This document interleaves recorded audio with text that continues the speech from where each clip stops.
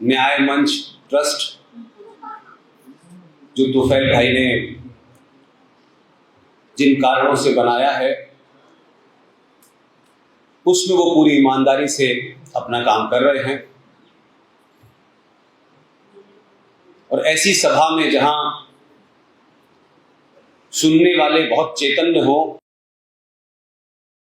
और मंच पे 4-5 बड़े देश की जानी मानी हस्तियां बोल चुकी हों, ऐसे में सबसे आखिर में बोलने वाले के लिए संकट यह होता है कि बहुत कुछ कम बचा होता है। इसलिए बहुत सारी बातें कही गई हैं, करीब करीब मैं उसको रिपीट नहीं करना चाहता। मैं कभी भी किसी ने क्या किया, आक्रांताओं ने क्या किया, अंग्रेजों ने क्या किया, इसको जितनी विस्तार से डी.के. दुबे साहब ने रखा है, उससे बेहतर कोई नहीं रख सकता। लेकिन मैंने 47 नहीं देखा, मैंने 1950 नहीं देखा। जो मेरे सामने हुआ उस पे बोलने की जिम्मेदारी किसकी है?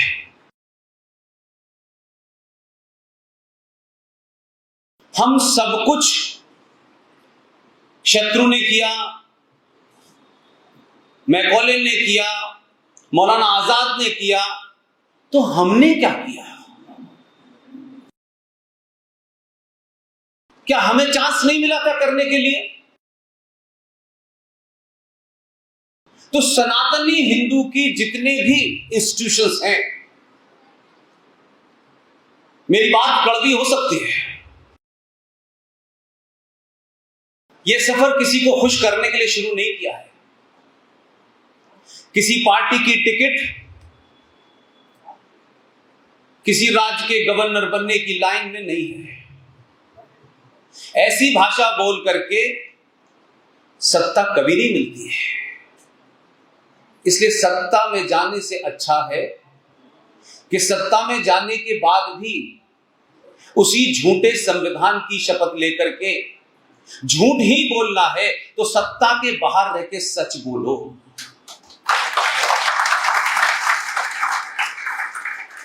सच की एक प्रवृत्ति होती है, सच कितना भी गहरा दबा दिया जाए, कितने भी लंबे कालखंड तक वो सच दबा रहे, एक ना एक दिन वो सच पूरी ताकत से बाहर निकलता है। हमारा दौर इसलिए सबसे बेहतरीन दौर है कि हम इस दौर में कुछ कुछ सच को उजागर करने की उस प्रक्रिया में अपनी छोटी सी भूमिका निभाने का हमें मौका मिला है। इसलिए ये गोल्डन पीरियड है सनातनी हिंदू सभ्यता के अगर हिसाब से देखें और भारत देश के हिसाब से देखें, इससे ज्यादा गोल्डन पीरियड नहीं आने वाला। और मैं बार बार फिर कह रहा हूं कि किसी सत्ता के परिवर्तन के कारण बिल्कुल नहीं कह रहा, बिल्कुल नहीं कह रहा। मुझे ऐसा लगता है कि जो विषय आपने रखा है, राष्ट्र की समस्या और समाधान, पहले तो यह तय हो जाए राष्ट्र है क्या, राष्ट्र किसे कहते हैं। क्योंकि मैं जिस थ्योरी से बातचीत करना चाहता हूं उसमें भावनाएं कम हैं, फैक्ट ज्यादा है। हमको यही नहीं पता कि देश और राष्ट्र में फर्क क्या होता है। देश कोई सरकार चलाती है, कोई पार्लियामेंट चलाती है, कोई जुडिशरी चलाती है। देश एक भूमि का टुकड़ा होता है। उस भूमि के टुकड़े पे जितने भी इंस्टीट्यूशन हैं, सब सरकार द्वारा तनख्वाह लेते हैं। फौज हो, पुलिस हो, जुडिशरी हो, पढ़ाना लिखना हो, स्कूल हो, कॉलेज हो, सब सरकारी नौकर हैं। अब सरकार जिन नियमों से चल रही है वो नियम इस सरकार ने तो बनाए नहीं है। दुबे जी जिस संविधान की बात बार बार कह रहे हैं वो संविधान तो 1935 के ब्रिटिश ऑफ इंडिया एक्ट की फोटोकॉपी है। उसमें समय समय पर अपने स्वार्थों के हिसाब से कुछ लोगों ने तरमीम जरूर की। तो संविधान देश चलाने के लिए है, राष्ट्र चलाने के लिए नहीं है। इसलिए कि राष्ट्र जो है वो किसी बाउंड्री, किसी सीमा, किसी सरहद का मोहताज नहीं होता। हम दुनिया के पहले ऐसे देश हैं जहां देश की सरकार राष्ट्र चला रही है और 82 से 85 करोड़ हिंदू यह चाहता है कि सरकार मंदिर बनाएगी तो हम मंदिर में जाएंगे। यानी ये उल्टा खेल में भारत में देखता हूं। मंदिर चलाने की भूमिका पुजारी की है। मंदिर कब खुलेगा, कब नहीं खुलेगा, कब पूजा होगी, कैसे पूजा होगी, किस विधान से होगी, इसकी अंतिम कड़ी शंकराचार्य है। हमारे 4 शंकराचार्यों की बात होती है। जब समाज को झूठ बोलने और झूठ सुनने की बीमारी हो जाती है, जब समाज को हर बात के लिए अनुमोदन की मजबूरी हो जाती, किसी से अनुमोदन मिल जाए कि हम ईमानदार हैं, किसी से अनुमोदन मिल जाए हम बहुत अच्छे हैं, तब समझ लीजिए कि समाज सड़ने लगा है। हम इतने लालची और बीमार हो चुके हैं अंदर से कि आज ये समझने लगे कि सत्ता का परिवर्तन ही सब कुछ है। सत्ता बहुत छोटी सी है, बहुत छोटी सी सत्ता, और सत्ता के परिवर्तन के लिए 5 साल में एक दिन का 1 घंटा, 1 घंटे की 1 मिनट और 1 मिनट के 30 सेकंड चाहिए होते हैं। 5 साल में जो समाज विदेशी आक्रांताओं से, कभी गोरे आए, कुछ गाड़ी में आए, कुछ ऊंट पे आए, सभी आते रहे।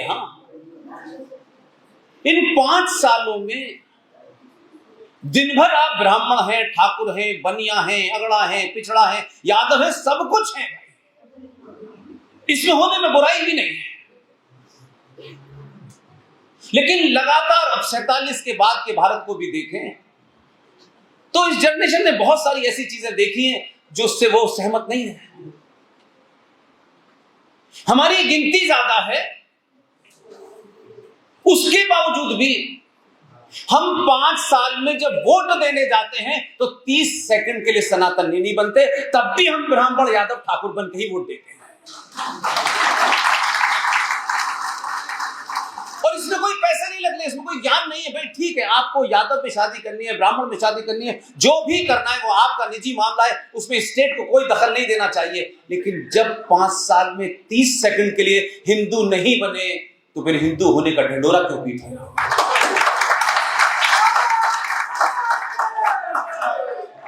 आप सब कुछ हैं। आप बेटी की शादी करेंगे तो आप क्या ढूंढते हैं? संस्कारवान लड़का मिलना चाहिए। कितनी उस पे गाड़ियां हैं, मेरी बेटी को विदेश ले जाएगा। हम में से कितने लोगों ने अपनी बेटी के लिए वर ढूंढते वक्त ये ध्यान में रखा हो कि हम ऐसा पुरुषार्थी मर्द ढूंढें जो इस बेटी की फिजिकल, मेंटल और सोशल हिफाजत कर सके? हम ये नहीं ढूंढते। हम गोत्र के अंदर गोत्र ढूंढते हैं। वो गोत्र वाला पत्नी पे जब हमला होता है तो बचाता नहीं, भाग जाता है। इसलिए आप किसी भी चीज में 0 से लेके ऊपर तक पूरा समाज झूठ में डूबा हुआ है। और रोज इन कहानियों को सुनाएगा, आज सूटकेस में मिली है, आज फ्रिज में मिली है, आज हम दिल्ली से यहां गए, हम कानपुर से वहां चले गए। ये सबको पता है। हजारों लोग सच बताना भी चाहते हैं आपको,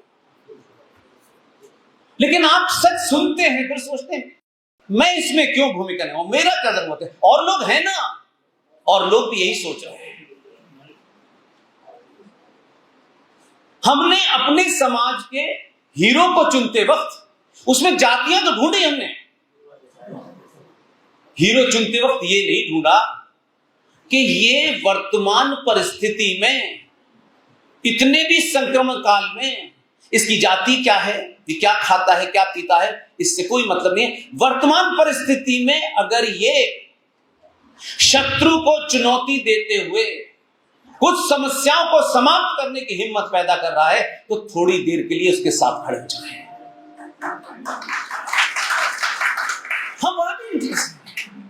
हम ये चाहते हैं एक राजा आए, राजा सब कुछ कर दे, लेकिन हम दूध में यूरिया मिला के बेचे क्योंकि ज्यादा पैसे कमाने हैं। तब हमको ध्यान नहीं आता कि ये दूध कौन पिएगा, ये दाल कौन खाएगा, ये चावल कौन खाएगा। ये सीमेंट में बालू मिलाकर के बिल्डिंग बनाने वाले नहीं सोचते, क्या कहते हैं कि इसमें रहने वाला सनातनी हिंदू है, वो मरा जाएगा। हम हिंदू क्यों होना चाहते हैं कि अब आपके सामने रास्ता नहीं बचा, आप सब कुछ हो गए हैं। जो सच है उसके साथ नहीं खड़ा होना चाहते आप, उससे भी दाएं बाएं बचना चाहते हैं। जो काम मंदिर में बैठे हुए पंडित जी का था वो भी नहीं करना चाहते। जिन्होंने कहा हमने संन्यास ले लिया है जीवन से और गेरुए वस्त्र धारण करें, वो एमएलए की टिकट लेने की लाइन में लगे हैं। इतने सारे हमारे यहां साधु संत हैं, हजारों लाखों की गिनती में होंगे। आप सब जानते हैं, डीके भाई ने बताया कि मैं अलीगढ़ मुस्लिम विश्वविद्यालय में पैदा हुआ हूं, लेकिन मेरे देखने का तरीका दूसरा है। पालघर में साधु मर जाएं, कुछ लोग टेलीविजन पे आकर के साधुओं के मरने का बदला लेते हैं। जिनके पास समाज की कोई जिम्मेदारी नहीं है, सिर्फ संन्यास लेने के बाद उन्हें कुछ सच बोलने की जिम्मेदारी है, वो भी झूठ बोलने पे तुले हुए हैं। अभी कुंभ होने वाला है, मैंने सुना है। कुंभ में इस बात के लिए झगड़ा होता है और तलवारें निकलती हैं कि पहले कौन सा घुटना आएगा, इस पे तलवारें निकलती हैं। ये तलवारें और समय पे क्यों नहीं निकलती? इसलिए सबसे बड़ी चुनौती सनातनी हिंदू के साथ है कि वो सच बोलने से डरने लगा है। और हम में से कम कोई ऐसी बात नहीं कहने वाला कि आपको ये करना है। आप एक बार अपने मन में सच बोलिए और जो बोल रहे हैं उसे दोहराइए। सुबह से शाम तक ये ज्ञान बांटा जाता है कि मृत्यु निश्चित है? मृत्यु निश्चित है कि नहीं है? बोलिए हाँ या ना। निश्चित है ना, तो मरने से डर क्यों लगता है? अगर मृत्यु आनी है तो कहां आएगी, कैसे आएगी, इसकी चिंता नहीं करनी, और मरना है तो फिर जीना सीखो। ये मर मर के जी रहे हैं, यहां से भाग गए, वहां समझौता हुआ, यहां बेटी दे दी है, वहां लड़का भाग गया है, वहां चले गए। जो लोग मर मर के जीना चाहते हैं उनसे मेरी विनती है वो आज ही मर जाए, ताकि एक चैप्टर तो क्लोज हो जाए। हम जिंदा हैं, किस बात के लिए जिंदा हैं? आप एक भीड़ हैं, भीड़। हर कोई आता है, आप ही की बोली लगाता है, क्योंकि आप भीड़ हैं। और भीड़ कभी कुछ कर नहीं सकती, इसलिए उस भीड़ की बोली आपकी मार्केट में लग रही है। कोई शर्मा जी और वर्मा जी और ठाकुर साहब अगर एक दूसरे की कोई छोटी मोटी बुराई कर दें, कोई हल्की बात कह दें, तो 3 दिन तक नींद नहीं आती कि मेरी शान में गुस्ताखी हो गई है, ठाकुर साहब ने ऐसे कैसे बोला। हम तो बड़े रईस लोग हैं, हम तो बहुत महान लोग हैं भाई, हमारे बारे में ऐसा बोल दिया। आपका दिन 4-5 दिन इसी में निकल जाएंगे कि यार मेरे बारे में इतनी हल्की बात कैसे बोल दी। लेकिन पूरा समाज यहां खड़े होकर के इस्लाम की बात, मुसलमान की बात हम सब कर सकते हैं। उसमें कोई नई बात नहीं है। इतिहास ये बताता है कि अगर आपको अकल नहीं है, करना क्या है ये भी समझ नहीं आ रहा, तो शत्रु से सीख लीजिए। हम वो भी नहीं करना चाहते, इसलिए हमने दुकानें शुरू कर दी, दुकानें बनी हुई हैं, और हम समझते हैं कि हमारी दुकान बच जाएगी तो सब ठीक हो जाएगा, इनकी दुकान बच जाएगी तो वो ठीक हो जाएगा। और धीरे धीरे धीरे धीरे आपकी स्थिति ये आ गई है कि जो काम आपको सरकार से कराना था वो तो वोट देते वक्त आपने सोचा नहीं, और जो काम खुद करना है उसके लिए चाहते कोई और करे। आप मुझे बताइए, राष्ट्र किसे कहते हैं? राष्ट्र को कौन चलाता है? राष्ट्र आपकी भावनाओं से, सरोकारों से, परंपरा से, सभ्यता पे, साहित्य से, संस्कारों से चलता है, और राष्ट्र की सर्वोच्च पद है जो हमारे 4 शंकराचार्य हैं। लेकिन इस देश में सरकारें तय करती हैं कि मंदिर अब बंद हो जाना चाहिए। सरकार आनी जानी है, सरकार का काम संविधान से देश चलाना है, जुडिशरी को चलाना है, पुलिस को चलाना है, फौज को चलाना है। मेरे मंदिर के अंदर अगर कोई भी ऊंच नीच होगी उसमें सिर्फ शंकराचार्य की बात मानूंगा। लेकिन इस देश में 4 शंकराचार्य की जगह 12 शंकराचार्य हैं, इसमें भी मुसलमान जिम्मेदार है क्या? ये भी सरकार तय करे, क्योंकि कमाल की बात है, राष्ट्र सबसे बड़ा होता है, अनंत होता है, उसकी कोई सीमा नहीं होती। राष्ट्र सरकार के सामने गिड़गिड़ा रहा है, और सरकार द्वारा स्थापित उस न्याय व्यवस्था के एक जज से ये कह रहा है कि ये वाला नकली शंकराचार्य है, मैं असली शंकराचार्य हूं। इससे बड़ी गिरावट क्या हो सकती है? आपको जाना क्यों बड़ा कोर्ट में? ये नकली और असली का शंकराचार्य भी नकली असली कर रखा है आपने, तो कौन सी जगह यकीन मानी जाए? आपका कथावाचक जिसको राम का पुरुषार्थ बताना है, राम का जीवन बताना है, कैसे राम का जीवन था, राम ने ये किया, ये किया, ये किया, कृष्ण ने ये, वो भी ये कह रहा है, राम की कथा सुनाएंगे, राम भगवान ऐसे थे, राम ने ये किया, वो किया, बड़े आदर्शवादी थे, सब कुछ किया। लेकिन कितनी चुपचाप से, किसके द्वारा बिके हुए और खरीदे हुए ये लोग हैं कि जहां से भारतीय सनातनी समाज के आज के युवा को अपने उस आइडियल राम में जब पुरुषार्थ का समय आया तो स्टोरी बदल दी पूरी।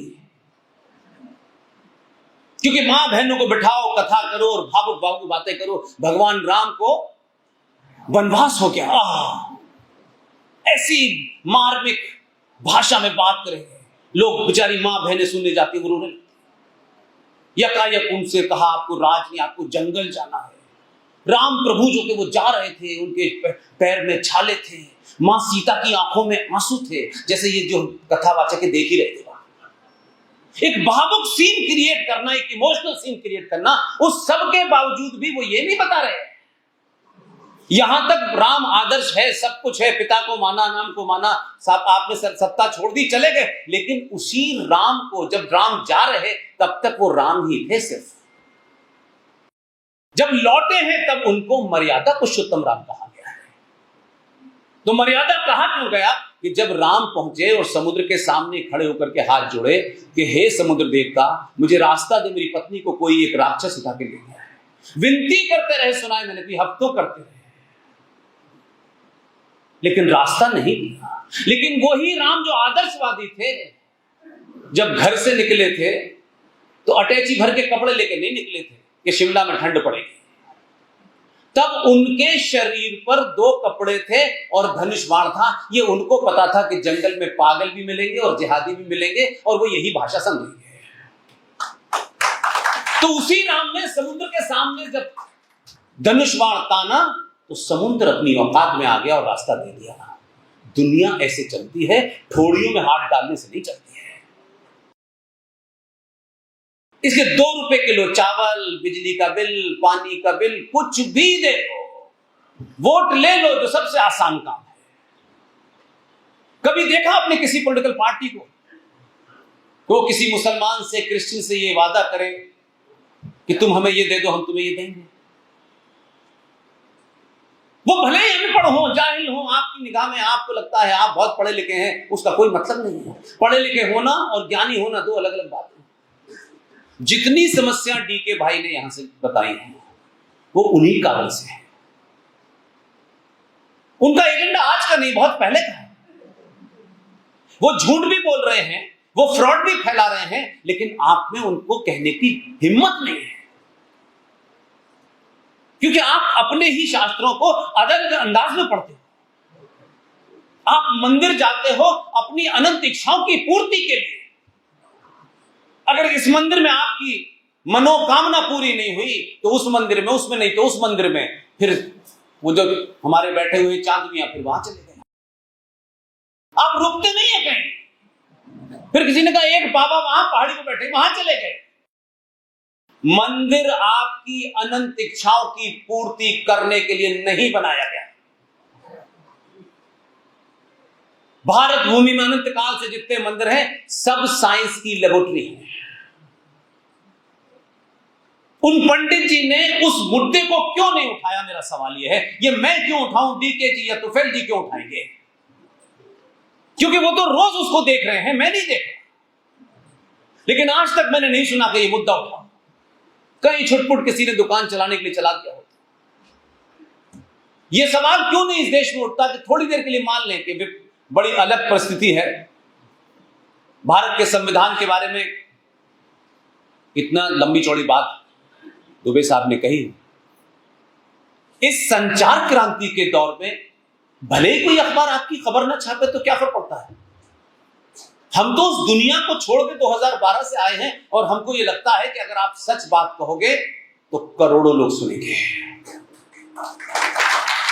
आप सब लोग इस सभागार में इसलिए नहीं बैठे हैं कि इसके बाद में लड्डू बटेंगे और सबको एक एक नौकरी मिलने वाली है। यहां जितनी भी बातें हो रही हैं वो आपके अंदर एक बेचैनी पैदा करने के लिए हो रही है। ये बेचैनी आपको नींद ना आने दे, सिर्फ यही एजेंडा है, ताकि आप हल ढूंढे कि हमसे गलती कहां हुई है और आप सुधार लें। मुझे यहां से ये नहीं बताना है कि आपको ये करना है। इसलिए भारत का जब संविधान बना, ऑलमोस्ट कंप्लीट हो गया, तो आज हम किसी के सरनेम से देख करके उसके बारे में राय बना लें, क्योंकि हम जातियों को कुछ और ही समझते हैं। जहां तक मुझे जानकारी है, भारत अनादिकाल से कभी भी जाति प्रधान नहीं रहा, ये कर्म प्रधान रहा। लेकिन स्वार्थों के लिए जाति इतनी बड़ी बना दी गई है कि उससे आगे सोचना ही नहीं है, कोई नहीं सोचना चाहता। इसलिए आज आपके मंदिर में, आपके संविधान में जो हो रहा है वो भी लोगों को नहीं पता है। दुबे जी यहां बैठे हुए हैं, एक्सपर्ट हैं। आप मुझे बताइए, दुनिया के जितने संविधान पढ़ लीजिए दुबे जी, किसी संविधान के प्रियम्बिल में बदलाव हो सकता है? प्रियम्बिल किसी भी संविधान की वर्जिन होता है, वर्जिन अक्षुण होता है। उस प्रियम्बिल को, उसमें कोई फेरबदल नहीं होता। बाकी संविधान में अलग अलग धाराओं में, समय काल में अलग अलग अमेंडमेंट्स होते रहते हैं। लेकिन जिस विषय पर, जिस शब्द को लेकर संविधान सभा के अंदर खूब बहस हुई, उस बहस का निष्कर्ष भी लोगों को नहीं पता। और उसके बाद यकायक वो जो आजकल आलू से सोना बना के आए हैं, उनकी बहन का लाल रंग के संविधान से शपथ ले रही थी, वो कह रहे हैं ये संविधान बदल देंगे। और इनकी तरफ ऐसे लोग हैं महान, वो ये नहीं कह पा रहे भाई हम तो बदल देंगे, ये आरोप है। तुमने तो बनने के 6 महीने के अंदर बदल दिया था। तो ये तथ्य रखोगे तो लोगों को पता चलेगा, तब तक की बात होगी तब आप जवाब दें। आपको पता नहीं है, वो दोनों पागल हवा में लिए घूम रहे हैं। संविधान सभा में सेकुलरिज्म पे खूब बहस हुई है, उसमें अयंगर जी, पटेल साहब, नेहरू सब शामिल थे, अंबेडकर भी थे। ऐसा नहीं था, तब रिजेक्ट कर दिया उन्होंने, और बहुत स्ट्रॉन्ग तर्कों के साथ रिजेक्ट किया। तो जिन लोगों ने संविधान के सभा ने किसी चीज के ऊपर निष्कर्ष पर न पहुंच के उसे समाप्त कर दिया हो।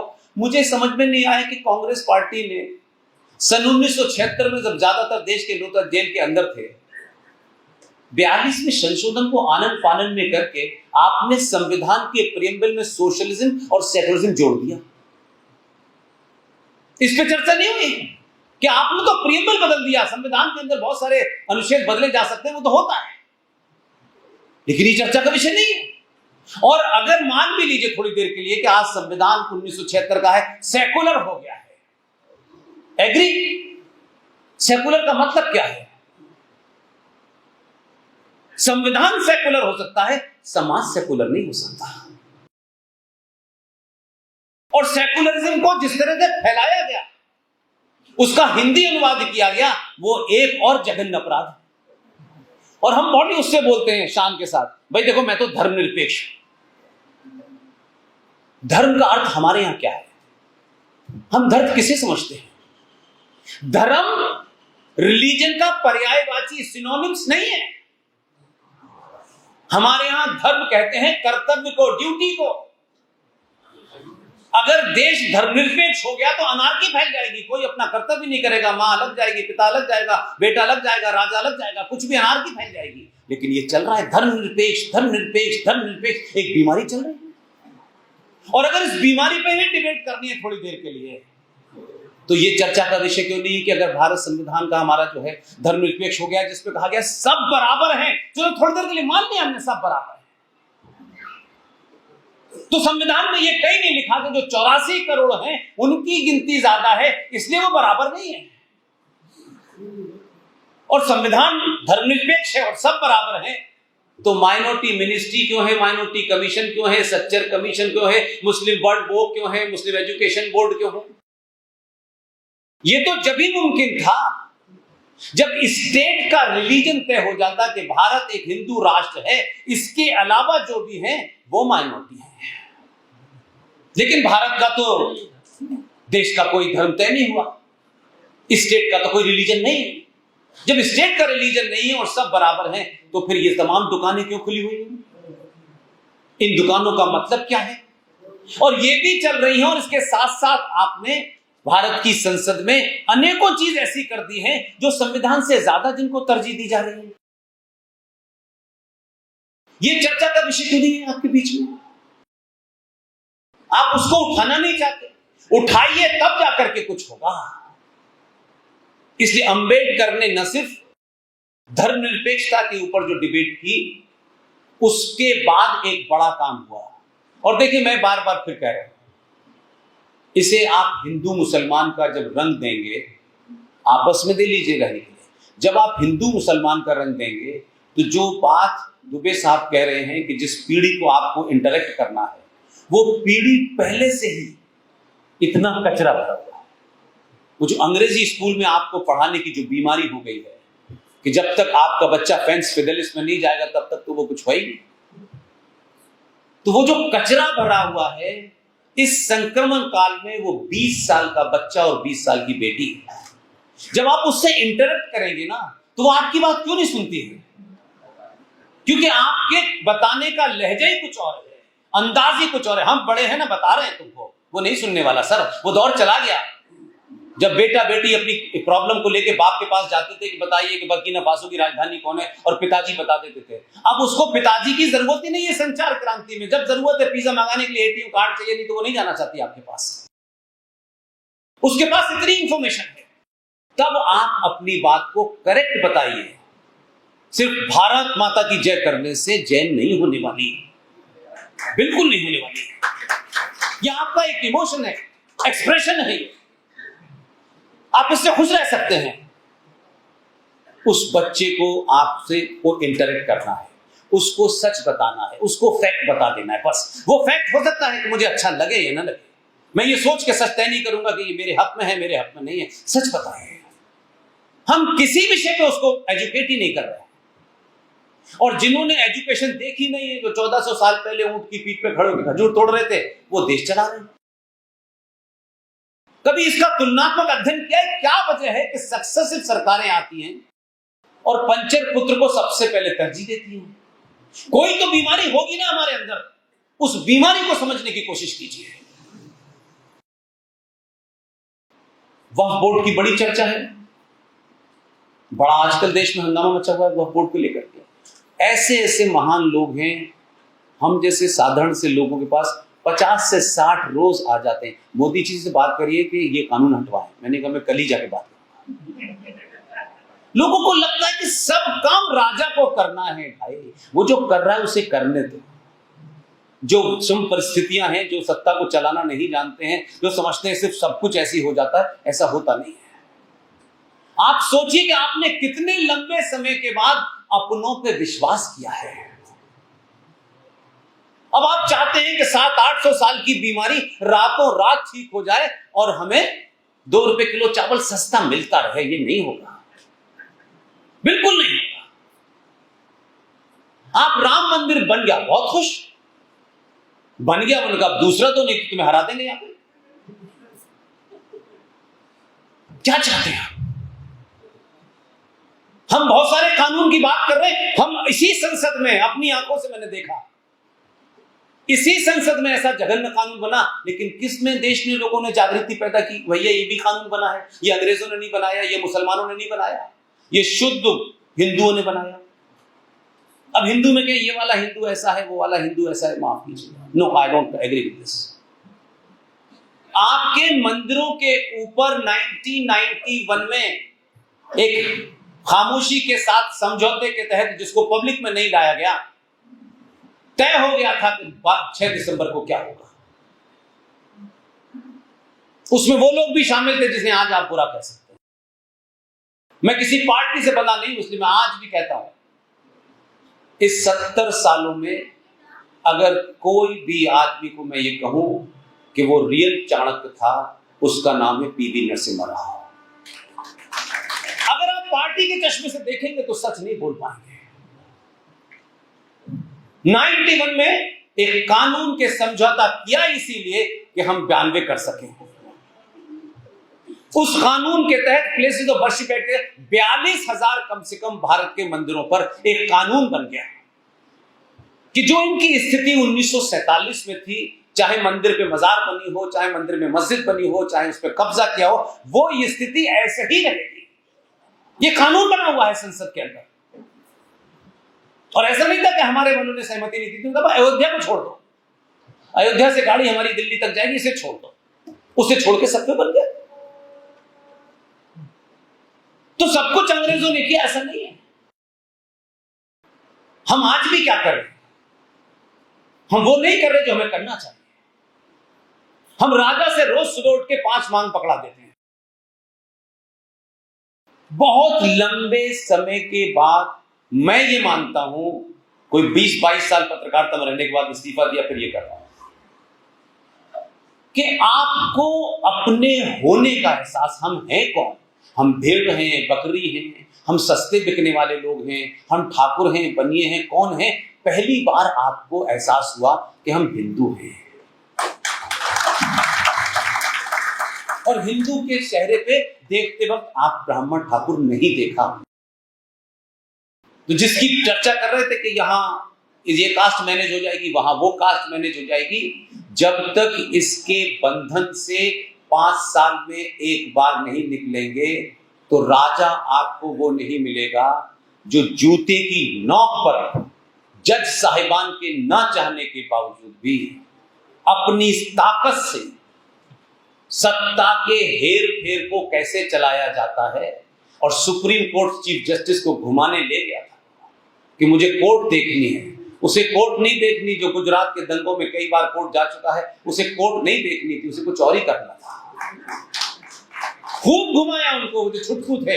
देखिए सत्ता ऐसे ही चलती है।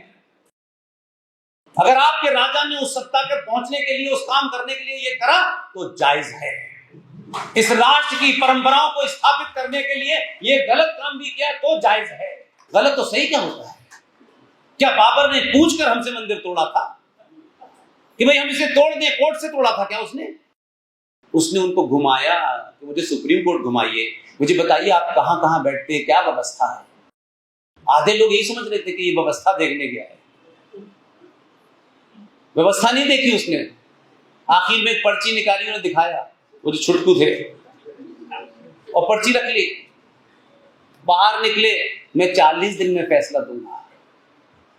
फैसला दे दिया फैसला, रिटायर हो गए। इसे कहते हैं सत्ता चलाने का यही तरीका होता है। जब वो घर चले गए, घर पहुंचे रिटायरमेंट के बाद, तो रात को एक घंटी बजी। उस घंटी में भारत सरकार का एक नुमाइंदा उनके पास पहुंचा और उनसे ये कहा कि भारत सरकार, भारत के संविधान के तहत जो शक्तियां मिली हुई हैं, उसके तहत राष्ट्रपति को यह अधिकार है कि देश के गणमान्य नागरिक जिन्होंने अपनी अपनी फील्ड में महान कार्य किया होता है, सरकार ऐसे लोगों को राज्यसभा में नॉमिनेट करती है। भारत की सरकार ने आपको राज्यसभा में नॉमिनेट कर दिया है। इसका हिंदी में मतलब क्या है? 6 साल मुंह बंद रखना।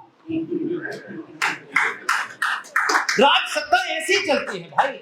अगर वो इस चलाने का एक्सपर्ट है तो फिर उसको 242 में क्यों रोका आपने? क्यों रोका था? आपकी ईगो राज से बड़ी थी। तो जब आप 21 साल के बच्चे से बात करें तो कहना ये राम मंदिर हिंदू मुस्लिम का इशू नहीं है, ये कृष्ण मंदिर हिंदू मुस्लिम का इशू नहीं है, ये संबल से लेके पूरे देश में जो मंदिर है ये हिंदू मुस्लिम का नहीं है। भारतीय सनातन सभ्यता के पुनर्स्थापना का दौर है। उस सभ्यता के स्थापना में अगर मंदिर टूटे थे तो मंदिर भी स्थापित हो गए। और दुनिया में जब विश्वविद्यालय का कंसेप्ट नहीं था, ये ऑक्सफोर्ड नहीं था, ये फलाने तिमाके दुनिया जमाने के जो आपके बच्चे जानते हैं, जब ये कंसेप्ट ही नहीं था कि विश्वविद्यालय क्या होता है, तब नालंदा था। और अगर नालंदा को भी किसी इस्लामिक आताताई ने तोड़ा तो इस सरकार के मुखिया ने नालंदा को भी पुनर्स्थापित किया है। लड़ाई को दूसरे तरह से लड़िए तब आपका बच्चा समझ पाएगा, नहीं तो बेचारा इस ऐसे भंवर में पैदा हुआ है कि उसको लगता है नहीं ये तो कोई बड़ी एक्सट्रीमिस्ट बात कह रहे हैं, ये तो कुछ हिंदू मुस्लिम की बात कह रहे हैं, ये कहने ही नहीं। अब ये बात अलग है कि जब भी भगवान कृष्ण की बात होती है तो यूपी में भी यादव हैं, आपके यहाँ भी बहुत सारे यादव हैं। इन यादवों को समझाओ कि तुम भगवान कृष्ण के वंशज हो, मुलायम सिंह के नहीं हो। लेकिन बैठ गया उनके दिमाग में, ऐसा नहीं भाई। इसलिए मैं सिर्फ आपसे एक ही निवेदन कर रहा हूं, जिस विषय को नहीं जानते हैं उस पर पब्लिकली मना कर दीजिए, मैं नहीं जानता भाई। आपका कद छोटा होने वाला नहीं है। मैं पब्लिकली कहता हूं, बहुत सारे लोग कभी कभी बुलाते हैं, कहना पुष्पेन आज हमारे यहाँ डिबेट है इकोनॉमिक्स पे। मैंने कहा तुम उस आदमी से बात कर रहे हो जो हाई स्कूल में 3 नंबर मैथमेटिक्स में ग्रेस मिलने के बाद पास हुआ है, तुम उससे इकोनॉमी की बात क्यों करना चाहते हो? बिना जानकारी के न बोले तो भी सनातनी हिंदुओं की आधी समस्या खत्म हो जाएगी। हर आदमी कोई एक बयान दे देता बिना जाने, एक नई कंट्रोवर्सी पैदा कर देता जिसका उसका कोई लेना देना नहीं। इसलिए मंदिरों के अंदर बैठने वाले पुजारी, वो माननीय सम्माननीय, उनके सम्मान में मैं कोई छोटी बात नहीं कहना चाहता, न मेरी हैसियत। इस देश में चर्च, मजारे, गुरुद्वारे, किसी भी जगह जो पैसा चढ़ावे में आता है सरकार उसको टच नहीं करती। देश सेकुलर है, लेकिन मेरे मंदिरों पे चढ़ने वाला करोड़ों करोड़ों रुपया सरकार ले जाती है। पंडित जी एक दिन मंदिर देर से खोलते और आके समाज में जाके बताते कि भाई जो तुम सोना चढ़ाते हो, जो देवी के ऊपर इतना पैसा चढ़ाते हो, ये मुझे नहीं मिलता, ये मंदिर को नहीं मिलता, ये तो सरकार ले जाती है। अगर ये चेतना भी पैदा हो जाती तो इसकी एक लड़ाई तो कोर्ट कचहरी में लड़ी जा सकती है, जो लड़ी जा रही है। जिसे जे साईं दीपक लड़ रहे हैं कोर्ट के अंदर, सुप्रीम कोर्ट में, आईआईटी खड़गपुर का टॉपर वो लड़ रहा है, लेकिन उसका फैसला कब आएगा? 50 साल बाद आएगा, 100 साल बाद आएगा, मैं नहीं जानता। लेकिन आपके हाथ में आज जो है वो तो कर सकते हैं। वो रोका किसी ने आपको? वो तो कोई विधि विधान ऐसा काम नहीं कर रहे कि वो नहीं करेंगे तो आपके ऊपर कोई धार लग जाएगी। आप कल से ये तय करें कि जो भी मंदिर ऐसा है जहां से सरकार पैसा लेके जाती है, उन मंदिरों की बात कर रहा हूं जो आपके निजी कंट्रोल में है, जहां वो कानून लागू नहीं है, मैं उसकी बात नहीं कर रहा।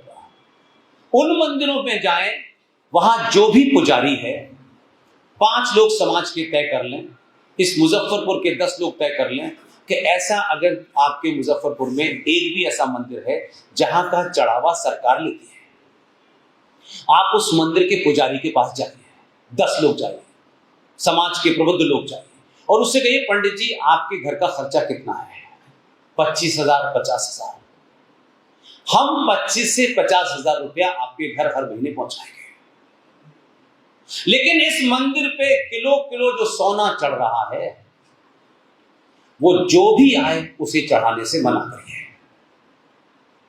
क्योंकि ये सोना, इस सोने से जो योजनाएं चल रही है, राजस्थान की सरकार ने अपनी विधानसभा में जवाब दिया है, बिल्कुल साफ है, कहीं छुपा हुआ नहीं है। राजस्थान में एक मंदिर है नाथ द्वारा, उसमें 85 करोड़ रुपया आता है सालाना। एक बेटी जो नई नई वहां विधानसभा में गई है, उसके माध्यम से सवाल पूछवाया कि भाई ये पैसा जो आता है कितना आता है और कितना इस पे मंदिर पे खर्च होता है। गहलोत सरकार ने, ऐसा नहीं कि उससे पहले की सरकार बीजेपी की थी तो नहीं था, उन जमाने भी तो और अभी भी है, उन्होंने साफ साफ लिखित में कहा नाथ द्वारा मंदिर से 85 करोड़ रुपया सालाना आता है और मंदिर के ऊपर हम एक पैसा खर्च नहीं करते, ये सारा पैसा सेकुलर कामों में खर्च होता है। इस पे आंदोलन करते आप तो मालूम है क्या होता? ये इश्यू बनता तो क्या पता होता, 370 से ज्यादा बड़ा इश्यू है। अगर इस पे आंदोलन होता, इस पे आपने जागरण कर दिया होता, मेरा दावा है भारत के जितने भी मंदिरों का जो पैसा आता है उसकी जो डिटेलिंग की गई है, वो आज की डेट में जे साईं दीपक ने जो कोर्ट में पेश की है डॉक्यूमेंट, उसके तहत 2.25 लाख करोड़ रुपया सालाना आता है, जिसमें बहुत सारे मंदिर अभी शामिल नहीं है क्योंकि उनकी डिटेल हमारे पास नहीं है। अगर थोड़ी देर के लिए मान लीजिए कि ये 2.25 लाख करोड़ रुपया जो मंदिरों का है, अगर इस समाज में से 20 लोग, 50 लोग, वो कौन होंगे कौन नहीं होंगे, आई एम नॉट इंटरेस्टेड, अपने समाज में से 25-10 ईमानदार लोगों को बना करके आपको ये ट्रस्ट बना देते हैं, मेरा दावा है ना दलित का और ना ब्राह्मण का, न कोई बेटी न कोई बेटा बिना स्कॉलरशिप के नहीं रहता। लेकिन ये लड़ाई आपके हाथ में है तो कम वहां तक तो लड़िए जब सुप्रीम कोर्ट फैसला देगा तब देगा। लेकिन हम मंदिर जा रहे हैं, सोना चढ़ा रहे हैं, ये चढ़ा रहे हैं, पता ही नहीं है कि जो आपको सर तन से जुदा कर रहे हैं उन्हीं के पास जा रहा है।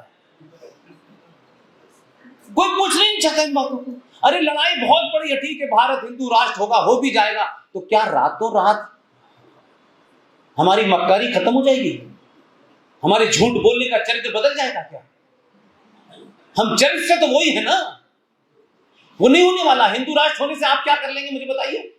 जब हिंदू राष्ट्र नहीं है, सेकुलर राष्ट्र है, तब तो ये देश संवैधानिक दृष्टि से जो पिछले 70 सालों में कुकर्म हुआ है, भारत के अंदर हिंदू 9वें 10वें दर्जे का नागरिक है। इन पे चर्चा नहीं होती, वक्फ बोर्ड की चर्चा होती है। दुबे भाई ने वक्फ बोर्ड के बारे में बताया।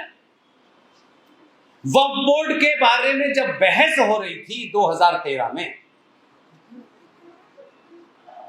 तब जिन्हें हम ये मानते हैं कि ये हमारे हैं, ये तो अपने हैं, 123 गिनती थी और छोटे भाई का पजामा, बड़े भाई का कुर्ता जो थे, उनकी गिनती उस समय ना के बराबर थी। पूरी पार्लियामेंट में 15-16 मुश्किल से मुसलमान थे, लेकिन वक्फ बोर्ड के फेवर में 208 वोट पड़े। कौन थे वो डकैत? हिंदू ही थे ना, इस पार्टी को उस पार्टी को, इसकी कोई मतलब नहीं। किसको गाली देंगे आप? किसको जिम्मेदार ठहराएंगे? आपके संविधान ने, आपकी चुप्पी ने, आपके लालच ने, आपके अगड़े पिछड़े ने इस देश को इस्लामिक स्टेट बना दिया है। ये all practical purposes Islamic state है। आप सिर्फ कानूनों का विरोध करिए, फिर हटाने के लिए बार-बार सरकार लाइए। उन्होंने कभी इस देश में नहीं सोचा कि हम एक ऐसी सरकार बनाएंगे जिसमें 300 मुसलमान आएंगे, तब हम इस देश को इस्लामिक बनाएंगे। मैंने कहा कि जिस तरफ मैं आपको ले जाना चाहता हूं, वो 1400 साल से उसी तरफ खड़े हुए हैं, क्योंकि मेरी ट्रेनिंग, मेरी शिक्षा दीक्षा, मेरी सोच वही है, इसलिए मैं आप पे ज्यादा फोकस करता हूं। जिस दिन समाज सोच लेगा सत्ता घुटनों के बल आपके काम करेगी। एक बार अपनी सामूहिक शक्ति का प्रदर्शन तो कीजिए भाई। इसलिए मैंने कहा 5 साल में अगर एक बार भी सामूहिक शक्ति का प्रदर्शन करेंगे, मैं कतई मानने को तैयार नहीं हूं आज ये बिल आ गया, आज वो बिल आ गया, ये सारे बिल में घुस जाएंगे। आप ये बार बार अब ये सरकार आएगी, अच्छा अब ये वाला भेजो, अभी से क्या हो रहा, अब योगी को भेजो। एक से दिल भर गया इतनी जल्दी, कुछ तो करने दो उसको। बच्चे पिताजी से 10 डिमांड करते हैं, पिताजी सालों साल नहीं कर पाते, तो पिता बदल देते हो क्या? इतनी जल्दी चाहते हो सब कुछ? 700 साल के चद्दर तान के सो रहे थे तब तो दुनिया भर के ज्ञान बांट रहे थे भैया। क्योंकि हम सच बोल से इसलिए घबराते हैं, पता नहीं क्या होगा। इसलिए एक जो मुझे तकलीफ देता है, कोई सभा मेरी ऐसी नहीं है कि जिसमें नहीं बोलाऊंगा। और मैं सच बता रहा हूं, पता नहीं कुछ लोग क्या सोचते होंगे, मैं अपने मरने से पहले इस कुंठा में, इस कॉम्प्लेक्स में नहीं मरना चाहता कि जो भी कुछ मेरे पास ताकत थी, बोलने की ताकत थी, ना रुपए की है, ना पैसे की, ना सत्ता की, मेरे पास कोई ताकत नहीं है। बोलने से तो मुझे कोई नहीं रोक सकता। मैं मरने से पहले अपना नाम उनमें नहीं लिखाना चाहता। बड़े बड़े हिंदूवादी हैं, बड़े एक चौराहे पे हर बड़ा हिंदूवादी खड़ा है, हर घर में पिता मां बच्चे से कहे सच बोल लो बेटा, सच बोलना चाहिए। हम कितने मक्कार हैं। इस देश की एक बेटी ने, पढ़ी लिखी बेटी ने, दिल्ली विश्वविद्यालय के कॉलेज यूनिवर्सिटी की पूर्व अध्यक्ष ने, सुप्रीम कोर्ट में काम करने वाली उस बेटी नुपुर शर्मा ने सच बोला। सच बोलने से पूरे देश के हिंदू इतने डर गए कि उन्होंने अपनी जबान तालू से ऊपर नीचे नहीं चढ़ाई, कहीं हमारी गर्दन न कट जाए। ऐसे कायर समाज में रहने से फायदा क्या है? वो बेटी आज, उसका कोई किराम नहीं है। ये दो कम से कम तुफैल साहब ये बतलाएंगे कि उसके अंदर क्या लिखा हुआ है। सूरा नंबर 9 आयत नंबर 5 ये फरमाती है कि जो तुम्हारे अल्लाह और अल्लाह के रसूल पर यकीन न लाए, विश्वास न लाए, उसका कत्ल वाजिब है, उसका कत्ल जस्टिफाई है। उसने वो बोल दिया टेलीविजन पे।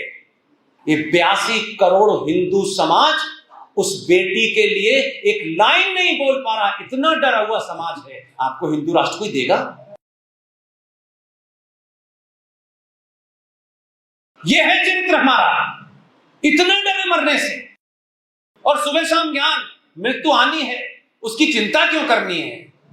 घुसे जा रहे हो बिल में। अपनी बेटी के साथ नहीं खड़े हो पाए, एक पढ़ी लिखी समझदार बेटी के साथ नहीं खड़े हो पाए। कोई बेटा बेटी बोलेगा सच? आपको पैसे लगते थे, चंदा मांगा था किसी ने आपसे कि बोलने का चंदा लगेगा आपके ऊपर?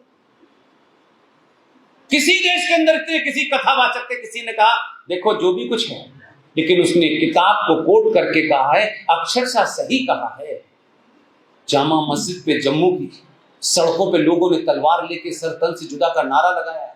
और इस देश की नपुंसक कोर्ट, क्योंकि वो भी आप ही के यहां से गई है, कोर्ट में खड़ी होकर कोर्ट में बहस कर रही है। कोर्ट का चीफ जस्टिस कहता है नुपुर शर्मा तुम्हारे कारण देश का माहौल खराब हो गया है,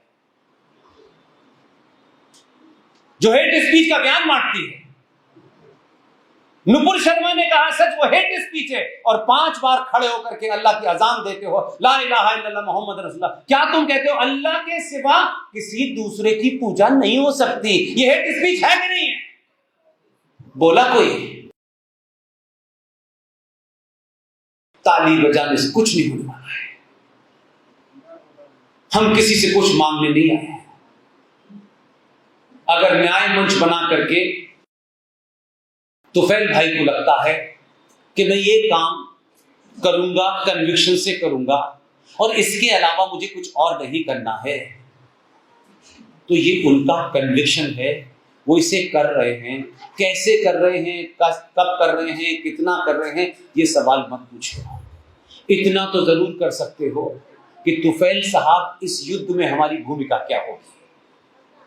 आप जो कर रहे हैं उसमें हमारी भूमिका बताइए, हम क्या कर सकते हैं। तो तुफैल साहब ने कभी ये नहीं कहा होगा कि आप सड़कों पे निकलिए और चिल्लाइए। वो समय ही नहीं, आप निकल ही नहीं सकते सड़कों पे, आप नहीं निकल सकते। अपनी भूमिका को इसी तरह तय करिए कि आप लिख सकते हैं तो लिखिए, बोल सकते हैं तो बोलिए, चिल्ला सकते हैं तो चिल्लाइए, और अगर ये तीन काम भी नहीं कर सकते तो जो चिल्ला रहा है उसके साथ खड़े जाइए। इसलिए तुफैल जी यहां आ गए, हम सब आ गए, जहाज से आ गए, खाना खाया, होटल में रुका। मैं ये पूछना चाहता हूं हजरीन, अगर यहां के मेजबान जो हैं जिन्होंने हमें बुलाया है, किसी ने टिकट दी होगी, किसी ने खाना खिलाया होगा, तो हवा में टिकट नहीं आई होगी। हवा में होटल वाले ने पैसे तो नहीं, माफ कर जाओ राष्ट्रवादी आप जाइए, ऐसा नहीं है। अभी वो दिन नहीं आया हमारे यहां। इस पूरे दिन के इस सभा को करने में किस किस का योगदान होगा? क्या हम इस सभा से उठने से पहले ये तय करके नहीं निकल सकते कि ऐसे जो भी योद्धा आपकी पसंद है, नीरज अत्री पसंद है तो नीरज को दीजिए, उमेंद्र रत्नू जो काम कर रहे हैं, जो जिसको जहां समझ में आता है, आज से हम मंदिर पे 2 बूंदी के लड्डू चढ़ाएंगे और पंडित जी से कहेंगे सरकार आए तो बूंदी के लड्डू दे देना। इसलिए आज से आप ये सोचें, मैंने फिर साफ साफ कहा, इसको मिस इंटरप्रेट मत कीजिएगा। बनारस के कुछ पंडितों ने, मेरे साथी जो ओम नरेश यादव है, ये बनारस के हैं, वहीं के हैं, उसी मंदिर के पास के हैं, वहीं से एलएलएम करके आए। इन्होंने कहा कि आपके कहने से बनारस के पंडित नाराज हैं, इनका गलत फहमी होगी। मैंने ये कहा सबसे पहले कि पंडित जी का घर कैसे चलेगा, क्योंकि उन्होंने मंदिर की व्यवस्था संभाली है। उनके खर्चे को देने के बाद उनसे कहिए कि यहां सबको मना करें कि यहां सोना नहीं चढ़ाना है। तो चाहे तुफैल जी हो, डीके हो, चाहे ओमेंद्र रत्नू हो, नीरज अत्री हो, जो भी आपको जिस क्षेत्र में काम कर रहा है, आपको अच्छा लगता है, आप कुछ मत कीजिए। जैसे मंदिर में चढ़ाते हैं वैसे ही ऐसे योद्धाओं को पूछिए कि हम आपको क्या दे सकते हैं।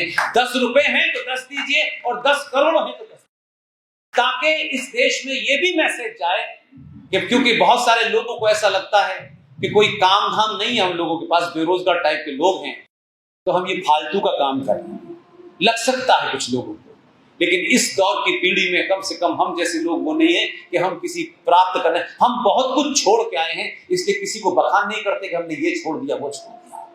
लेकिन इस दौर में हजारों लोग अच्छा काम कर रहे हैं, उनसे बात करिए, उनसे नंबर लीजिए, और 10 रुपए से 10 करोड़ की जिसकी हैसियत हो वो दे दीजिए। ये युद्ध तभी चलेगा तब कि लोगों को ये पता चलेगा, सनातन पे बात करना, हिंदुत्व की बात करना, हिंदू राष्ट्र की बात करना, हिंदुओं को जगाने में भी एक फैशन है, और समाज उसको पैसों से तोल देता है। नेताओं की जगह जिस दिन आप ऐसे लोगों को पैसों से तोलने लगेंगे, सनातन जिंदा हो जाएगा। मैं तो बहुत बातें कह सकते हैं। ये यहां आए, इन्होंने प्रोग्राम किया, मुझे तो ये सच में यहां आके पता चला कि ये न्याय मंच का प्रोग्राम है। अगर ये मुझे पता होता, वहां मुझे बताया तुफैल भाई प्रोग्राम कर रहे हैं, तो मैंने कहा हो सकता है कि तुफैल भाई ने कुछ यहाँ के लोगों से बात की होगी। मैं ईमानदारी से बता रहा हूं, मैं किराए के मकान में रहता हूं, उसमें कोई छुपाने वाली बात नहीं है। मुझे पता होता तुम्हें तुफैल साहब के इस प्रोग्राम में आने की टिकट का पैसा खुद करता, मुझे नहीं पता था। मैंने जब ये यहाँ पे लिखा देखा तो मुझे लगा ये तो न्याय मंच, मुझे लगा कि यहाँ के भूमिहारों को जो है दान दिए उन्होंने छतरी आज। इसलिए मैंने कहा कि मैं भूमिहारों को इसलिए प्रणाम करता हूं और आपसे एक विनती करता हूं कि जब किसी समाज में उसकी जड़ के अंदर, नींव में ही अगर कोई गड़बड़ हो जाए तो बिल्डिंग बनती नहीं है।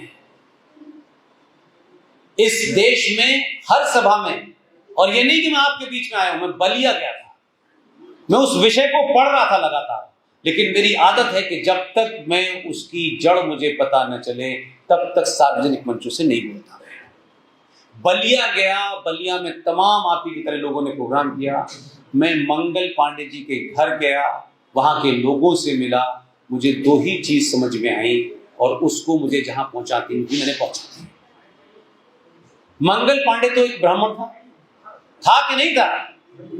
तो मंगल पांडे का काम तो पूजा पाठ होना चाहिए था आपके हिसाब से।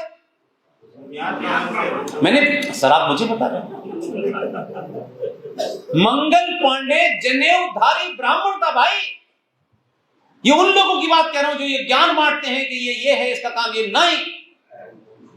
उस जनेऊधारी ब्राह्मण को जब ये लगा कि मेरा कर्तव्य क्या है, उसने बिना देर करे बंदूक उठाई और अंग्रेज के सीने में 4 गोलियां ठोक दी। इस देश का दुर्भाग्य है, हमने कभी अपने हीरो मर्दों को नहीं बनाया, बहादुरों को नहीं बनाया, कायरों को बनाया, जिसके बारे में दुबे साहब कह रहे थे।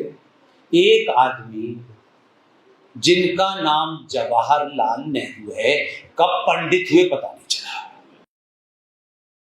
उन जो आपकी जड़ बता रहा हूं, ये बिल्डिंग गिरेगी, हमारे सामने गिरे हमको नहीं पता, लेकिन गिरेगी इतना पूरा विश्वास है। जो बिल्डिंग 1947, 1946 और 1946 और 1947 और 1948 तक जिसकी जड़ में मट्ठा डाला गया है, जो आदमी, उन कांग्रेसियों को आप धन्यवाद दीजिए कि जब जनवरी और मार्च के अंदर कैबिनेट मिशन भारत में आया, तो कैबिनेट मिशन प्लान ने साफ साफ गांधी के कान में बताया कि हम शीघ्र ही सत्ता का हस्तांतरण करने वाले हैं। साथ में ये राइडर लगाया कि हम कांग्रेस को और कांग्रेस में जवाहर को सत्ता देंगे। 1940 में अध्यक्ष बने, ये जो आपके झारखंड की राजधानी रांची से आगे एक जगह है रामगढ़, वहां के अधिवेशन में मौलाना अबुल कलाम आजाद को अध्यक्ष बनाया गया। 1940 से लेकर 46 तक वो अध्यक्ष रहे कांग्रेस पार्टी के, इसलिए रातों रात फिर उनको हटाया गया और नए अध्यक्ष का चुनाव, क्योंकि वो अंकल से हम कान में कह गए थे हमारे पिताजी के।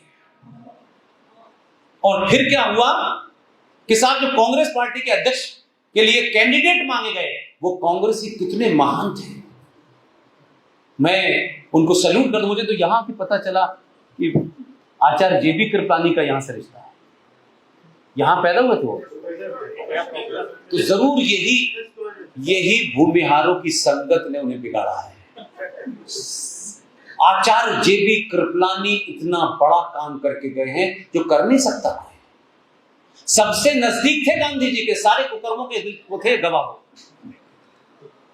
उस समय जब चुनाव की घोषणा हुई तो कांग्रेस पार्टी के विद्वानों ने कांग्रेस पार्टी के अध्यक्ष पद के लिए फूलवाले चचा को कैंडिडेट नहीं बनाया।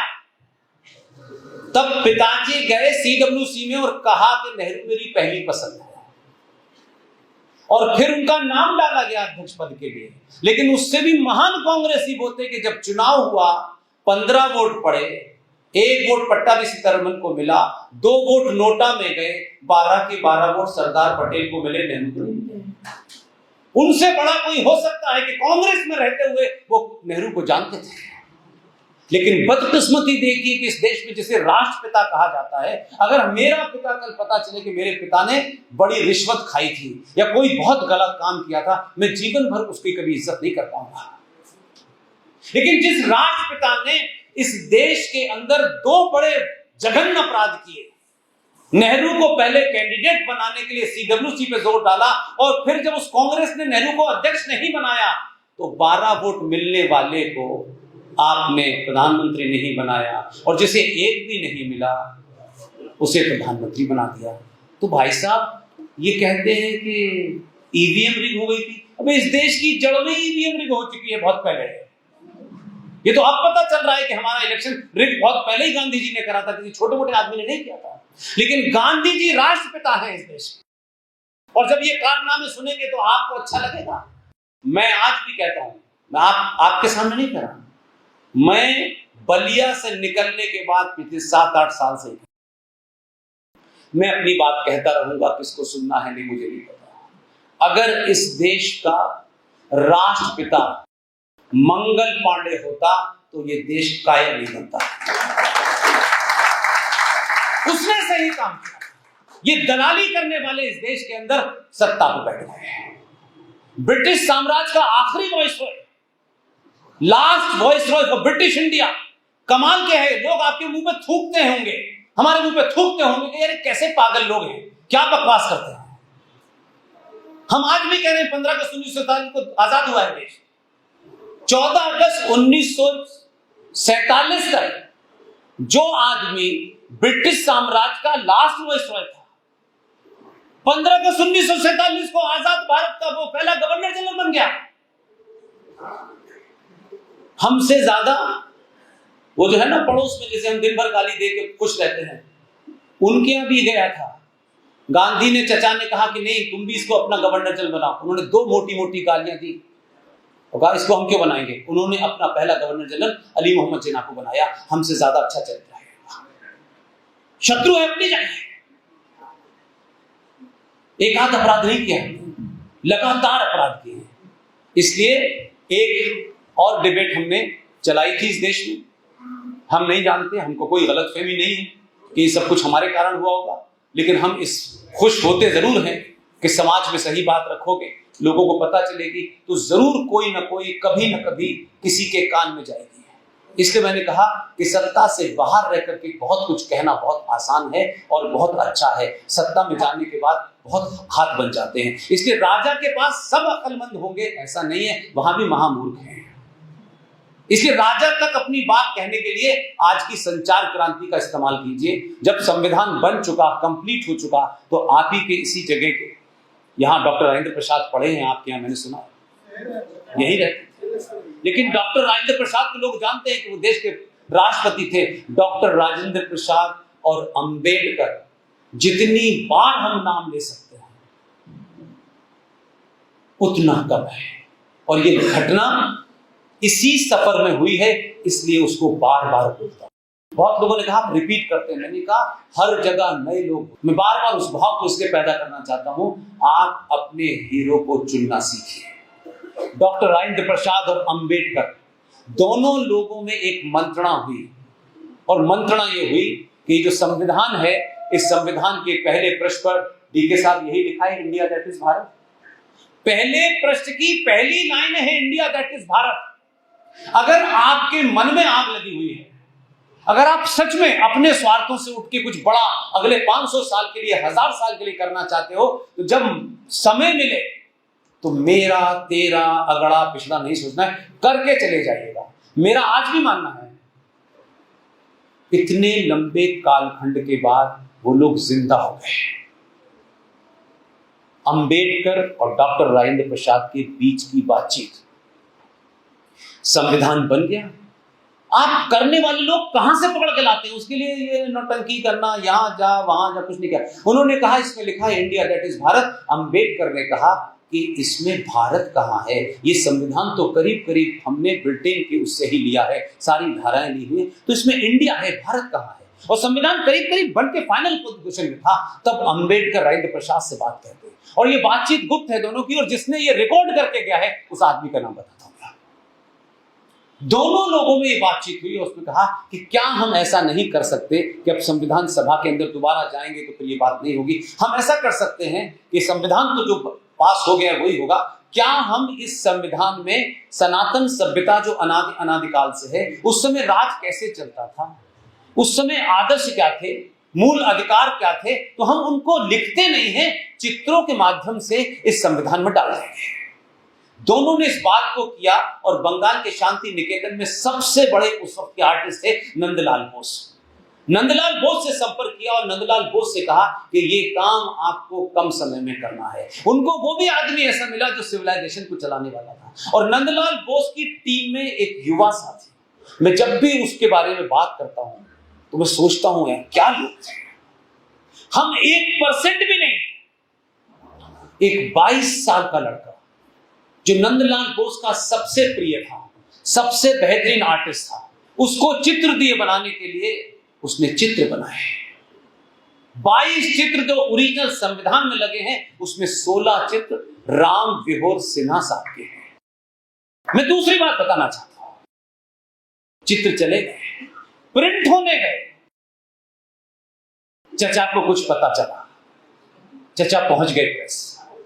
ये घटना रिकॉर्डेड है। चचा ने उस संविधान के हर एक चैप्टर पर एक तस्वीर लगी हुई है। लेकिन उनको लगा कि ये कुछ ज्यादा हो जाएगा, तो आप सोचिए कि इन दोनों ने सोचा होगा, मैं ऐसा मानता हूं डॉक्टर राजेंद्र प्रसाद अम्बेडकर ने, कि रायता फैला दो, कुछ होगा तो थोड़ा बहुत देख लेंगे, लेकिन अभी तो कर दो। दो सिर्फ चैप्टर ऐसे हैं जहां चचा ने बाकायदा रुकवा करके दो जगह, दो चैप्टर पर एक साथ दो दो तस्वीरें हैं, जिसमें रानी लक्ष्मीबाई के साथ में चचा के रिश्तेदार अकबर की तस्वीर है और एक जगह टीपू सुल्तान की तस्वीर है। और वो चित्र छप गए, चले गए, संविधान बन गया, 6 महीने बाद चित्र हट गए। चित्र हट गए ना, उसकी कॉपी रखी हुई है। लेकिन संविधान के उस 22 साल के लड़के का जिक्र करना इसलिए जरूरी है, जब सब कुछ हो गया तो डॉक्टर राजेंद्र प्रसाद ने उस बच्चे से पूछा, जिसकी उम्र उस समय 22 साल थी, 2007 में उनकी डेथ हुई है। उन्होंने कहा कि तुम इसका मेहनताना नहीं लोगे? क्या कद्दावर लोग थे भाई। वो 22 साल के लड़के से हम आज की तुलना तो नहीं करना चाहिए हमें। उनसे पूछा तो उसने कहा कि नहीं, मुझे कोई मेहनताना नहीं चाहिए। मैं चाहता हूं कि आप मेरा नाम संविधान के हर पेज के नीचे लिखते हैं। डॉक्टर राजेंद्र प्रसाद ने इसकी भी सहमति दे दी। अब आप इस वार्तालाप को सुने, में वर्बेटम सुनाने की कोशिश कर रहा हूं, तो सोचिए कि उस लड़के ने कैसे धीरे धीरे देश के राष्ट्रपति से बात कर रहा है, एक 22 साल का बच्चा, उसने कैसे डॉक्टर राजेंद्र प्रसाद को वहां ले गया जहां उसका प्लान होगा। मैं ऐसा मानता हूं। उन्होंने कहा हम सब पन्नों पे नाम लिख देंगे। जब वो धामी भरती तो बोला किसी पन्ने पे मेरा नाम मत लिखिए। उन्होंने कहा तुम क्या चाहते हो? तो संविधान का जो प्रियम्बल है, जो पहला पेज है जिसमें वी द पीपल दिस, उसके चारों तरफ एक आउटलाइन बनी हुई है, उसमें सिंह है, उसमें मोर है, उसमें हाथी है, ऐसे करके उसने कहा कि इस पन्ने की इस लाइन में सिर्फ मेरे नाम का राम लिख दीजिए। वो राम लिख गया उसने। उस 22 साल के बच्चे से सोचिए कि वो तो चला गया, हम सब भी चले जाएंगे, लोग राम को याद रखेंगे, राम मनोहर को भूल जाएंगे। वो संविधान भारत की संसद में है। एक बार सरकार ने कुछ छपवाए थे, उसकी बड़ी और छोटी कॉपी दोनों मेरे पास है। लेकिन संविधान से वो चित्र उड़ गए, क्योंकि वो तो पेट में दर्द कर रहे थे कि उसमें मां सीता थी, लक्ष्मण थी, उसमें राम थे, उसमें कृष्ण थे, छत्रपति शिवाजी थे, उसमें बोस साहब थे, उसमें तो सब आपके हीरो थे। उसे हटा दिया, वो संविधान नहीं बना। इसलिए मैं फिर कह रहा हूं कि सनातन सभ्यता के पुनर्स्थापना के दौर में जो मेरी इस सभ्यता की स्थापना के पड़ाव हैं, मेरे लिए उससे ज्यादा सरकार कुछ है नहीं। वो किसको क्या करेगी, कौन सा कानून लाएगी, वो लाती रहे, मेरा इंटरेस्ट नहीं है। इसी देश के आपके राजा ने इस बात को पूरे तरीके से जब स्टडी कर लिया, जब वो जो बंगाल, मध्य प्रदेश में जो जबलपुर शहर है जहां वो परिवार रहता है, जब उन्होंने ठोंक पीट के कर लिया, तब एक दिन संसद की नई बिल्डिंग बनने के बाद पुरानी बिल्डिंग से नई संसद में आने के लिए सारे एमपीओ को एक झोला बांटा गया। हर एमपी, कांग्रेस से लेकर के सपा, बसपा, सब, क्योंकि वो बंद कर दिया था ऐसे करके, तो सबने इसलिए खोला होगा कि वहां जाके खोलेंगे, रास्ते में क्यों खोलेंगे। और सब बच्चे, जैसे पहली बार माँ स्कूल में जाने के लिए बच्चे के बस्ता डालती है ना, तो बच्चा बड़ा छत्ता कूदता जाता है, ऐसे ही सब पहुंचे नए पार्लियामेंट के अंदर। और जब संविधान के उसको खोला, तो संविधान के पहले पन्ने पर जो बनारस के अंदर ज्ञान व्यापी की हम चिंता कर रहे हैं, उस ज्ञान व्यापी के सामने 450 साल पुराने नंदी का चित्र पहले पृष्ठ पर बना हुआ है। उसमें वो सारे चित्र जो अब तक गायब हो गए थे, वो सब बने हुए हैं। किसी चीज को करने में समय लगता है। सावरकर को आपने गाली दी, सावरकर को विलेन कहा, एक पागल आदमी कहता है I am not a Savarkar. ऐसे 5000 भी गांधी पैदा हो जाए, एक सावरकर नहीं बन सकते। क्या बकवास है इस देश में। कहता I am not a Savarkar, तेरे मुंह से नाम सावरकर का निकलना ही तौहीन है सावरकर की। सावरकर को सबने मिलके, कविताएं तो बहुत हुई सावरकर के ऊपर, काम नहीं हुआ। सावरकर का जन्मदिन किस दिन पड़ता है नहीं पता, ये दुर्भाग्य है। हम जिस जगह से निकल के आए हैं वहां तो हमें 632 में मोहम्मद साहब के जन्मदिन बताए और किसी का है नहीं। नई पार्लियामेंट के अंदर जब वो कंस्ट्रक्शन हो रही थी, अधूरी पार्लियामेंट में हमारे यहां लोग बिना सोचे जल्दबाजी में अपनी खुन्नसों के तहत कुछ भी बोलने लगते हैं। अधूरी पार्लियामेंट में उसने कहा, इंतजार कर सकते थे लेकिन समय निकलना था, उसको एक मैसेज देना था। उसने भारत की नई संसद का इनॉग्रेशन 28 मई को किया। 28 मई को सावरकर का जन्मदिन होता है। सिविलाइजेशन में चीजें ऐसे आती हैं, आने वाली नस्लें देखेंगी 28 मई को कौन सी बात थी, तब पता चलेगा कि सावरकर। और जिस इंडिया गेट के ऊपर जॉर्ज पंजम जिसने भारत में साम्राज्य की स्थापना की थी, उसकी मूर्ति लगी हुई थी। कुछ कांग्रेसियों ने उसकी मूर्ति उठा करके दिल्ली का एक कोरोना पार्क है वहां रखी हुई है। आज भी दिल्ली का सबसे बड़ा पार्क है, वो मरा नहीं है जॉर्ज फिफ्थ, क्योंकि उसके वंशज सत्ता पे थे, वहां लगी हुई है। यहां पे कांग्रेस ने कहा नहीं, इसके अंदर गांधी की मूर्ति लगा देते हैं। और कांग्रेस ही बड़े समझदार, गांधी की मूर्ति बनवाई उस कैनोपी में जो इंडिया गेट पे लगी हुई है। वो सब हमारे सामने का वाकया है। लाए और बोले अरे ये तो बड़ी बन गई है, ये तो लगी नहीं सकती, इसमें सड़क पे बनवाई थी क्या? जैसे ही उन्होंने कहा कि इसमें गांधी जी की नहीं लग सकती है, तो बड़ी बन गई है, ये तो कैनोपी छोटी है, एक ने झोले से इंदिरा की निकाली, बोली इनकी लगा देते हैं। एक राजनारायण साहब, लोग उन्हें भारतीय राजनीति में कुछ भी कहें, वो लठ लेके पहुंचे कि इसकी तो लगेगी नहीं किसी की, और जैसे वो थे उन्होंने लगने नहीं दी। डेस्टिनी पे विश्वास रखिए, किसी नेता पे, किसी इस पे मत रखिए। सुभाष का परिवार सत्ता में नहीं है।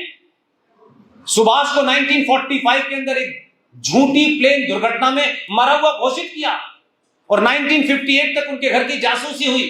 लेकिन सुभाष के गीत गाने वाले लोग नहीं हैं। सुभाष के ऊपर कोई पार्टी नहीं जीत सकती, कोई एक आदमी कैंडिडेट नहीं बन सकता। लेकिन डेस्टिनी देखिए, इसी प्रधानमंत्री ने इंडिया गेट पर 23 जनवरी को सुभाष की मूर्ति स्थापित की है। अब आप कह सकते हैं कि ये मूर्ति क्या है, लेकिन यही मूर्ति आने वाली नस्लें, जब हम आप नहीं रहेंगे तो ये बच्चे पूछेंगे ये कौन है, तब सुभाष की कहानी बताई जाएगी।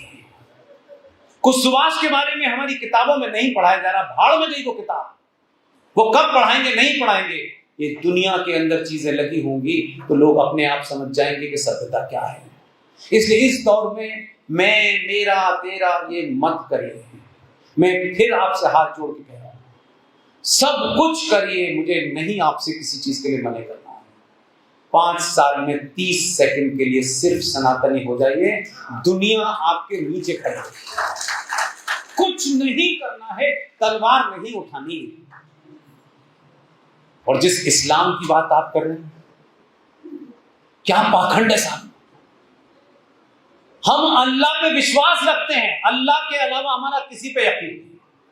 यही जुमला है उनका सुबह से लेकर शाम तक, यही 5 बार चिल्लाते हैं, यही कहते हैं। कमाल हमसे कह रहे हैं, हम वो नहीं है, हम पूरी तरह से उस पर विश्वास रखते हैं। तुम कहते हो कि तुम्हें अल्लाह पे विश्वास है, मैं कहता हूं तुम मक्कार हो, तुम्हें अल्लाह पे कोई विश्वास नहीं। अगर अल्लाह पे विश्वास होता तो अल्लाह पागल नहीं था, ऊपर से काट छांट करके भेज देता। अल्लाह ने तुम्हें ठीक ठाक भेजा था, तुमने काट पीट नीचे आके कहा अब हम मुसलमान हो। बताओ, मुझे बताओ, अल्लाह की बनाई हुई उस मखलूक में छेड़खानी किसने की? हमने तो की नहीं। आप मुझे बताइए, मैं गलत कह रहा हूं? पूरे विश्वास करो ना, पर ये कैसे? अल्लाह में भूल गया था, कैंची नहीं थी क्या? और आपने उन्हें कपड़ा काटने की चीज पकड़ा दी, उन्हें कुछ काट रहा था, उन्हें कुछ और काट दिया। अल्लाह पे विश्वास, हमें अल्लाह पे विश्वास है। वो कहते हैं कि अल्लाह की मर्जी से पत्ता नहीं हिलता, हम भी कह रहे हैं नहीं हिलता, हम कहां मने कर रहे हैं? हमने कहां कहा कि अल्लाह की मर्जी से पत्ता नहीं हिलता? तो अल्लाह की मर्जी से तुम आए तो मोदी भी उसी की मर्जी से आया है।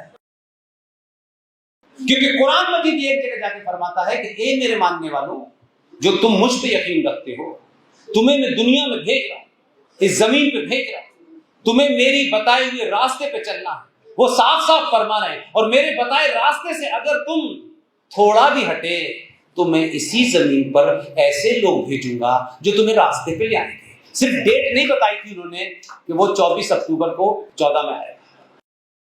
इन्होंने मानी नहीं, उसने बहुत समझाया, सबका साथ सबका विश्वास, ही उसे पागल समझने लगे। उन्होंने यूपी में भेज दिया है। सब अल्लाह की मर्जी से आ रहा है और ये अल्लाह की मर्जी से ही होगा। इसलिए किसी चीज को डिप्रेस होने की जरूरत नहीं है। सरकारों को काम अपना करने दीजिए। हाँ, सरकारों को सिर्फ एक ही एहसास दिलाइए, एक ही एहसास। ये रोज रोज मत बदलिए। ये काम नहीं हुआ, हम तुम्हें 240 पर निपटा देंगे। पूरी ताकत के साथ खड़े होइए। छोटी छोटी चीजों के कारण सत्ताएं नहीं बदलती हैं। सत्ता बनना बिगड़ना इतना आसान काम नहीं होता है कि ये नहीं किया इसलिए, वो नहीं किया इसलिए, इस जाति के 2 टिकट कट गए, उस जाति के 2 टिकट कट गए। क्या जाति का होने के बाद अपनी जाति का ही काम करना है, किसी और का नहीं करना? क्या ये क्या मतलब हुआ भाई? ऐसे योद्धाओं को ये एहसास दिलाइए कि ये समाज उन योद्धाओं को चुनता है जो योद्धा इस सभ्यता की पुनर्स्थापना के लिए किसी भी हद तक जा सकता है। ये रेस लगने लगे कि ये मैं करूंगा तो वो मैं करूंगा, ये करिए। ये रोज रोज आप जो हटा देते हैं, इसको कमजोर कर देते हैं, आपका कोई भला होने वाला नहीं है। और आज से प्रण करें, गरीबी सबके यहां है, सब लोग कमजोर हैं, सबके यहां सब समस्या है, लेकिन कोई समस्या ऐसी नहीं है कि भारत के सनातनी सभ्यता को मानने वालों को 2 किलो चावल में खरीद ले। इसे बिकना बंद कीजिए। बिकिए इस बात के लिए कि हम इस बात के लिए बिकने के लिए तैयार हैं कि इस देश से प्लेसेस ऑफ वर्शिप एक्ट 1991 पहले बताओ, खड़े होकर के कहो, चौराहे पे कहो, इंडिया गेट पे कहो, हम आते ही प्लेसेस ऑफ वर्शिप एक्ट समाप्त करेंगे। ऐसी चीजों पे बिकिए। 2 रुपए किलो चावल, आटा, दाल पे मत बिकिए। ये समय दोबारा नहीं आने वाला है। ये देश इस्लामिक स्टेट बन चुका है। ये संविधान कूड़ा की कॉपी बन चुकी है। इसमें इतनी बार रेप हो चुका है कि ये संविधान नहीं रहा है। इसकी मूल भावना समाप्त हो चुकी है। संसद में ऐसे ऐसे दलाल आपने भेजे हैं कि वो कुछ होने नहीं देंगे, क्योंकि उनके तार कहीं से मिले हुए हैं। अभी समय है, कम से कम गिनती की ताकत आपके पास है। ये ताकत धीरे धीरे कम हो रही है। ये यादव है, ये ठाकुर है, ये बनिए हैं, कुछ भी करते रहिए, लेकिन मां तो सबकी एक है। मां नहीं बदली जा सकती। इसलिए बहुत बहुत धन्यवाद। Thank you very much.